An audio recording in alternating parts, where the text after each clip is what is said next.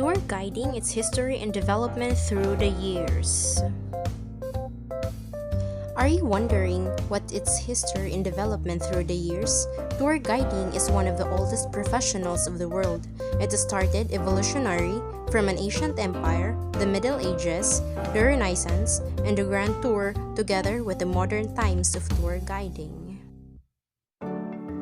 The Ancient Empire. The era of the Great Empire from 3000 BC to 5000 AD generated the travel. People traveled in an organized manner.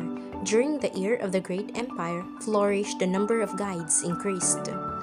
Guides also speak a language called Purakatai.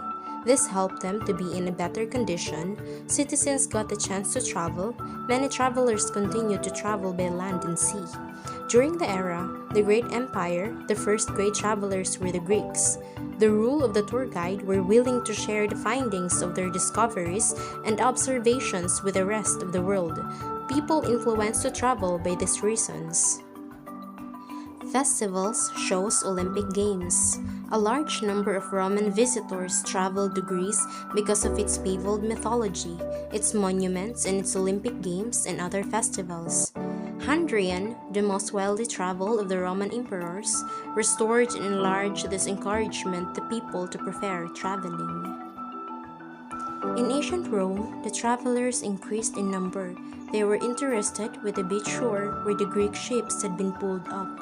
Historical origin of tourism page in Connell, noticed in the culture of the Greek and Roman social elite, is stating that these early tourists pursued pleasure and relaxation in regions away from the main towns and cities. They epitomized modern-day tourism, the pursuit of pleasure in a location away from everyday life and the use of one's leisure time for non-work purposes. Middle Age. Medieval travel going by road. It is also called the Dark Age. The fall of Rome led to the decline of trade and the economy in general, and decrease in the desire to travel, which people delayed to travel because of the economic crisis. People in the Middle Ages used to travel for religious purposes, like a pilgrimage. Trips made for commercial, that is trading resources, have been long established with some ancient traveler. They also traveled to churches far away to seek help and wise words for sickness caused by malnutrition. Renaissance and the Grand Tour. The beginning of the Middle Ages that would eventually lead to the period known as the Renaissance, the perspective of tour guide was very much consolidated during this stage. It was during this period that young men of the upper class traveled from Britain on the Grand Tour, a prescribed route from England through France, Germany, Austria, Switzerland to Italy, which was the destination. The image of tour guides developed tremendously among the cities. The fragmented feudal society of the Middle Ages was transformed into one increasingly dominated by central political institutions, had an urbal and commercial economy, and had lay patronage of education, the arts, and music. Security was a major challenge, yet as it was for travelers during the Middle Ages. Some of tour guides also failed to accomplish their expectation. They also worry against robberies on the journey while they were impressed with job. Upper-class people hired guides in traveling at other destination. It is believable that they wanted to be safe and to be controlled by tour guide against any dangerous factors that might threaten the visitors. The tour guides at this period had a role to show the travelers the changes occurred since Middle Age based on architectural and urbanization. Modern Age. During the 17th to 18th century, most of travelers who traveled within the New World were explorers rather than the leisure travelers. The first travelers were ordinary, often indigent explorers who traveled a lot to seek a new life. Few New World travelers and guides are known to have existed during this period. Due to the great distance and limitations of transportation, time and money, pleasure travel to and from the New World was undertaken by few privileged and curious Europeans. Three renowned European writers who made visits to the New World during this period include Charles Dickens, Francis Trollope, and Alexis de Tocqueville, who traveled widely and wrote comprehensive accounts of their travels, mentioning some of their guides.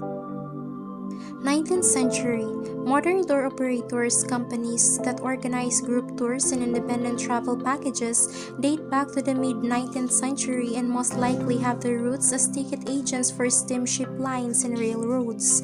In addition to selling passage, the agents were eventually called upon to develop itineraries and secure accommodation for their wealthy clients. Out of this grew the organized business of selling planned tours to groups of travelers. Through the 1930s, tour wholesaling continued to grow, but that happened slowly since comfortable and affordable means of passenger transportation were not widespread and travel was costly. The post-World War II period, beginning with the late 1940s and early 1950s, marked a dramatic turning point for the tour operator industry. The introduction of modern long-range commercial aircraft and the development of the interstate highway system both opened long-distance travel to millions of middle-class travelers. And to that growth of low-cost airlines, increased access of airports and the ability to travel more cheaply, and the travel bug sent millions of people all over the world. 21st century. In the last 2 decades, easy access to information through globalization and technological development allowed the tourists to dip in with just one click on the various cultural themes related to heritage and tourist attractions of each destinations. Therefore, the figure of the professor tour guide is also irrelevant except for tours which need expertise in specific topics that require real deepening. That's why, in order to achieve tourist satisfaction, it is necessary to stop filling the hours of tour with a lot of unnecessary information and must point out the data that are worth remembering in each destination. Tour guides from the 21st century creates various ways in order to provide a magical experience of interpretation wherein all senses can participate, from the smell, the taste, the touch, the sight, and the hearing, which will give the tourist a joyful and dynamic climate.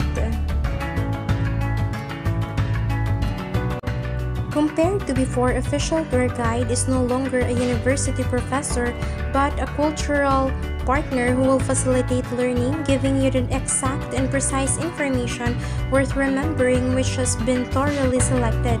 A tour guide knows how to point out really important cultural information in order to make quality guide tour of the 21st century tourist.